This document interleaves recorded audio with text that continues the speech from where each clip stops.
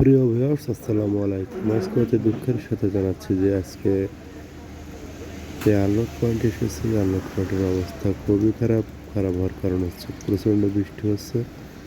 বৃষ্টি না থামা পর্যন্ত আনলোডের কোনো পরিবেশ এবং পরিস্থিতি হবে না। দেখতে পাচ্ছেন প্রচণ্ড বৃষ্টি হচ্ছে এবং বৃষ্টিতে রাস্তা কাদা কাদা ভাব হয়ে গেছে এবং রাস্তা ভেঙে যাওয়ার সম্ভাবনা আছে। এরপরও গাড়ি ঢুকাই দেওয়া হয়েছে রোড পয়েন্ট আনলোড পয়েন্টে। গাড়ি এখান থেকে ব্যাকে যেয়ে স্কুল করার কথা বলছে, কিন্তু স্কুল করা হবে কিনা সেটাও বোঝা যাচ্ছে না, কারণ বৃষ্টি না থামলে রাস্তা না শুকলে রোডে গাড়ি উঠবে না, ওঠার সম্ভাবনা নেই। খুবই সমস্যার ভিতরে আছে, সেই গাড়ি আনলোড হবে কিনা তাও বলা যাচ্ছে না। বর্তমান অবস্থা খুবই খারাপ, গুড়ি গুড়ি বৃষ্টি হচ্ছে 3-4 দিন ধরে। কোম্পানির 3টা গাড়ি আছে এখানে।